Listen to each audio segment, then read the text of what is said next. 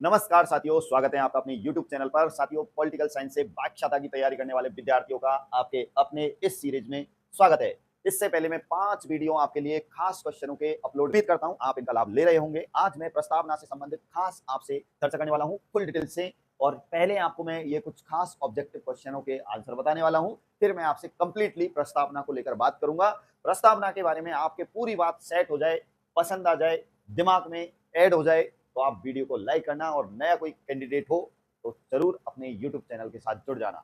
आज का साथियों, आज का जो सवाल है वो है, भारत के संविधान की उद्देशिका में किस स्वतंत्रता का वर्णन नहीं है? क्या विचार की स्वतंत्रता का, विश्वास की स्वतंत्रता का, या नैतिकता की स्वतंत्रता का, या उपासना की स्वतंत्रता का? तो आपको इसका सही उत्तर देना है साथियों। कौन सी स्वतंत्रता का जो है हमारे भारतीय संविधान की उद्देशिका में जिसका उल्लेख नहीं है? तो मैं आपको बता दूं साथियों, नैतिकता की स्वतंत्रता का हमारे भारतीय संविधान में की प्रस्तावना में नहीं है, याद रखना है। दूसरा का क्वेश्चन है, आप देखिए दूसरा क्वेश्चन, किस केस में यह निर्णय दिया गया कि उद्देशिका संविधान का भाग नहीं है?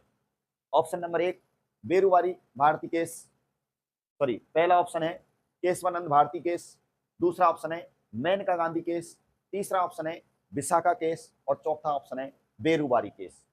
साथियों, आपका इसका उत्तर देना होगा, तो मैं आपको इसका उत्तर दे देता हूं। आपको आता है तो आप भी देने का प्रयास करें कमेंट्स के माध्यम से। इसका सही उत्तर होगा बेरुबारी केस। मैं इन सभी प्रश्नों के बारे में आगे फुल डिटेल से आपसे चर्चा करने वाला हूं, पहले इन क्वेश्चनों के जवाब दे देता हूं। तीसरा क्वेश्चन है, उद्देशिका में शामिल स्वतंत्रता में शामिल नहीं है। उद्देशिका में शामिल स्वतंत्रता नहीं है, या विचार की स्वतंत्रता, या विश्वास की स्वतंत्रता, या उपासना की स्वतंत्रता, या आजीविका की स्वतंत्रता? हालांकि ये तीन ऑप्शन आपने ऊपर देख लिए थे, तो इसका सही उत्तर होगा आजीविका की स्वतंत्रता। अगला क्वेश्चन है, किसने कहा संविधान की प्रस्तावना हमारे दीर्घकालीन सपनों का विचार है? तो साथियों, आपको बताना है इसका सही उत्तर क्या होगा। क्या सर अल्लादी कृष्ण स्वामी अय्यर है? कृष्ण स्वामी अय्यर, ध्यान रख लेना। क्या के एम मुंशी है, कन्हैया मानिकलाल मुंशी है, या एन ए पालकीवाला है, या सुभाष कश्यप है? इसका सही उत्तर क्या होगा? तो मैं आपको बता दूं, इसका सही उत्तर होगा कृष्ण स्वामी अय्यर इज राइट आंसर। पांचवा क्वेश्चन है साथियों, उद्देशिका में बढ़ने शब्दों का सही क्रम कौन सा है? उद्देशिका में बढ़ने शब्दों का सही क्रम आपको बताना है साथियों। क्या पंथ निरपेक्षता है, न्याय है, स्वतंत्रता, राष्ट्र की एकता और अखंडता है? बी ऑप्शन, क्या न्याय, पंथ निरपेक्षता, स्वतंत्रता, राष्ट्र की एकता और अखंडता है? सी ऑप्शन, क्या स्वतंत्रता, न्याय, पंथ निरपेक्षता, राष्ट्र की एकता या अखंडता है? डी ऑप्शन, क्या पंथ निरपेक्षता, एकता, सॉरी पंथ निरपेक्षता, स्वतंत्रता, न्याय, राष्ट्र की एकता और अखंडता है? इसका सही उत्तर क्या होगा साथियों? आपको कमेंट्स के माध्यम से जरूर बताना है इसका सही उत्तर क्या होगा। साथियों, इसका सही उत्तर क्या होगा? तो मैं आपको बता दूं साथियों, इसका सही उत्तर होगा पंथ निरपेक्षता, न्याय, स्वतंत्रता, राष्ट्र की एकता और अखंडता। इन सभी जो प्रस्तावना में दिए हुए शब्दों का मैं क्रम बताऊंगा, आप टेंशन ना लो, लेकिन इसका सही उत्तर होगा ए नंबर ऑप्शन। छठवां क्वेश्चन आप देखिए आज का, भारत के संविधान की उद्देशिका में, भारत के संविधान की उद्देशिका में कौन सा शब्द नहीं दिया गया है? क्या विश्वास, क्या धर्म, क्या उपासना, क्या भाषा?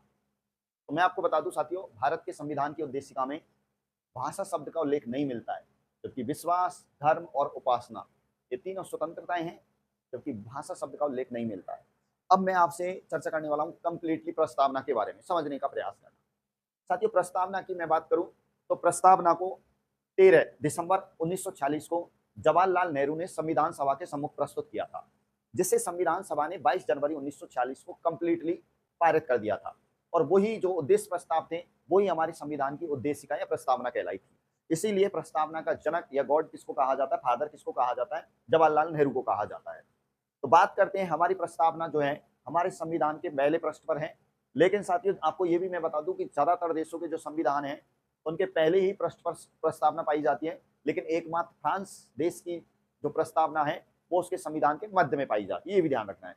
हमने प्रस्तावना बनाने की जो प्रेरणा है वो अमेरिका से ली है, लेकिन अगर मैं बात करूं तो प्रस्तावना की भाषा जो है हमने ऑस्ट्रेलिया से ली है। अच्छे से याद रखना है, कहां से ली है? ऑस्ट्रेलिया से ली है। बात करूं मैं आगे प्रस्तावना की और भी, कि हमारी प्रस्तावना जो है उसके संबंध में अगर आपसे पूछा जाए कुछ कथन, क्या पूछे जाए? कुछ कथन पूछा जाए तो पहले मैं कथनों की बात करूंगा। तो सबसे पहले अपन के.एम. मुंशी के पास चलते, कन्हैया माणिकलाल मुंशी। माणिकलाल मुंशी ने हमारी प्रस्तावना को संविधान की राजनीतिक कुंडली कहा था। क्या कहा था? संविधान की राजनीतिक कुंडली कहा था। सेकंड नंबर पे अगर मैं चलता हूं साथियों, आपके लिए ठाकुर भार्गव दास और मोहम्मद हिदायतुल्लाह ने प्रस्तावना को संविधान की आत्मा कहा था। क्या कहा था? आत्मा कहा था। सर अल्लादी कृष्ण स्वामी अय्यर ने प्रस्तावना को हमारे दीर्घकालीन सपनों का विचार कहा था। क्या कहा था? दीर्घकालीन सपनों का विचार कहा था। ठीक है, ये भी आपको ध्यान रखना है। साथियों, पालकीवाला की मैं बात करूं तो इन्होंने प्रस्तावना को संविधान का परिचय पत्र कहा था। जबकि अर्नेस्ट मार्कर की अगर मैं बात करूं, संविधान निर्माताओं के विचारों को जानने की कुंजी कहा था। किसको? प्रस्तावना को। तो ये कुछ खास मैंने आपको कुछ कथन बताए हैं प्रस्तावना के संबंध में। अब मैं आपसे बात करने वाला हूं साथियों, हमारी जो भारत की प्रस्तावना है उस पर 3 देशों की क्रांतियों का प्रभाव पड़ा था। 3 देश कौन कौन से हैं? तो सबसे पहले मैं बात करूं, फ्रांस की क्रांति का प्रभाव पड़ा था, उसके बाद अमेरिका की क्रांति का प्रभाव पड़ा था, और फिर रूस की जो बोल्शेविक क्रांति हुई थी 1917 में, उसका भी हमारी जो प्रस्तावना है उस पर प्रभाव पड़ा था। मतलब 3 क्रांतियों से प्रेरित है हमारी भारत की संविधान की प्रस्तावना। मैं बात करूं हमारी प्रस्तावना में पहला शब्द आप देखोगे तो उसमें लिखा हुआ है हम भारत के लोग। तो साथियों, इस शब्दावली को हमने कहां से उठाया है?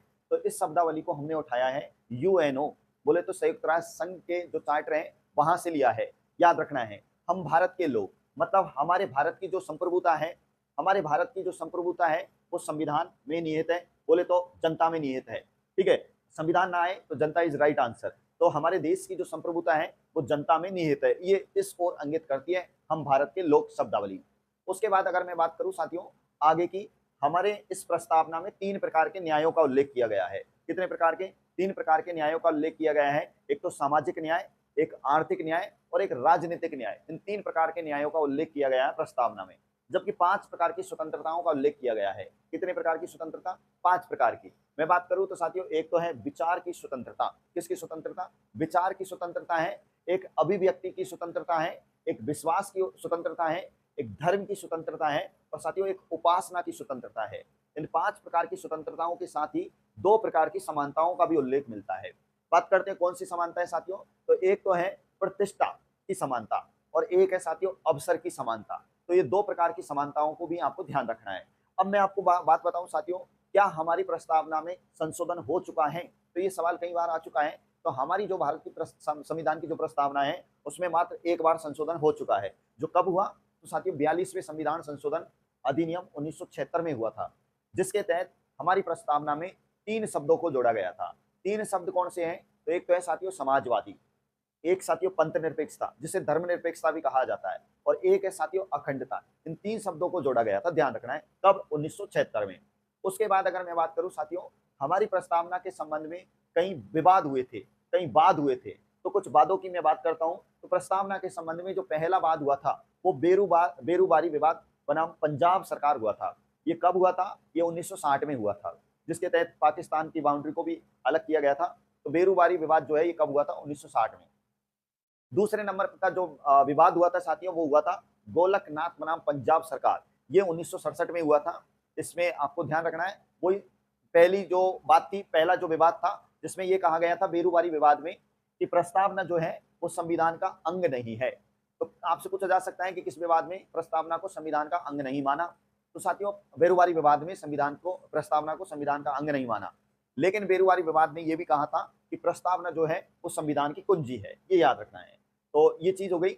उसके बाद ये दूसरा जो विवाद आया उसने भी सेम टू सेम बातें बोली थी। तीसरा जो खास इंपोर्टेंट जो विवाद आया उसका नाम है साथियों केशवानंद भारती बनाम केरल राज्य, जो कब हुआ था? 1973 में हुआ, और इसको साथियों घोषित किया गया था 24 अप्रैल 1973 को। आपको ध्यान रखना है, इसकी अध्यक्षता एक तत्कालीन मुख्य न्यायाधीश के द्वारा की गई थी, एस.एम. सीकरी। एस.एम. सीकरी का नाम याद रखना है। इसी विवाद में सबसे पहले यह कहा गया था कि प्रस्तावना जो है वो संविधान का अंग है, संविधान का अभिन्न अंग है।